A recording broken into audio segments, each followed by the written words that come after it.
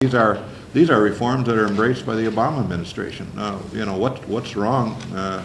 It's rather strange to see the governor and President Obama lining up philosophically on certain things, but this one I think generally they do, and so why is the DFL in this case sort of walking away from from these reforms? The reforms, I think, bipartisanly, at least at the federal level, everybody agrees ought to be done.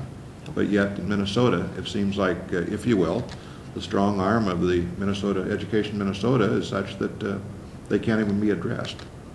I think it's worth doing if there's no money involved, frankly, but that's more of a philosophical question. I think if you are going to seriously focus education, our system of education, on performance, on results, then I think you have to do some things to change the structure, change the system.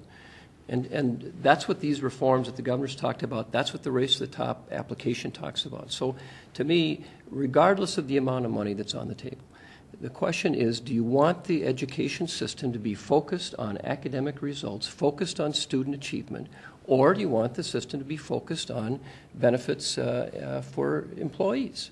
And frankly, that's what the system is doing today. The federal government offering money, that's certainly a part of the discussion. But the question that I think we have to face as a state is, what do we expect from our education system?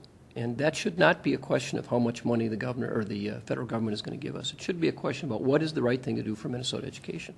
So I'm not discounting the value of the federal incentives that are there, but to me that is not the major reason why you do this, in my opinion. You do it because it's the right thing to do. I personally am not advocating jumping through federal hoops. I'm advocating for the adoption of the reforms that the governor has called for. And I think those things we should do regardless of whether we are successful in the Race to the Top application or not, because I think they're important, I think they are substantial, and I think they would be helpful to the education project. If we do those things and we put together another application and that goes forward, then we will just have an opportunity to decide at that point whether we're going to, I guess, complete the application or not. That's not going to be my decision. But I think there's nothing wrong with saying, are these reforms good reforms? And they are. And so we ought to do them. Well, we've had all session to work on these reforms, frankly, and we just haven't taken advantage of that. I think there's time to, and we've got some bills before the legislature right now, before the committees that we could pass. We could continue the debates on them.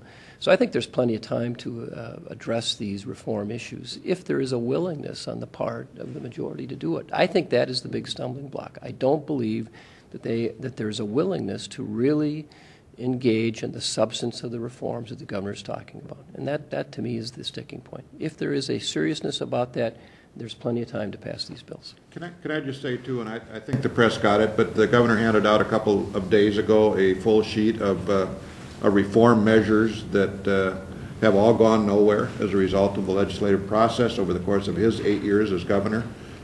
We know about the reforms. So we've, for the most part, many of us have visited them and revisited them. So we know the issue. It's just a matter of, in the next 30 days, can we do something about it? And I would also say this: we get a lot of if you will, conversation from the other side about the moral obligation of government. Clearly, education is a moral obligation of government. Frankly, in Minnesota, it's a constitutional obligation. And so why we're sitting here literally debating about why we can't have the best education system in America, it's strange to me. I don't understand that.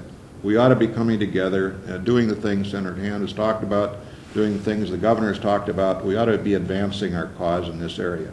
If we're talking about economic prosperity going forward, we all know the key to that is a strong education system and a strong workforce developed around that system. So I would just say, okay, we're going to have the break. We relent to that. But going forward, it appears to me as this $400 million appears, or if it does, this can all be wrapped up pretty quickly. And I'm just saying that, frankly, even if it's wrapped up in the next 2 weeks, we ought to be spending some time on what we know are the needs of Minnesota going forward. Let's not necessarily just adjourn and go home and go campaigning, understanding there are huge historic needs ahead of us that ought to be addressed.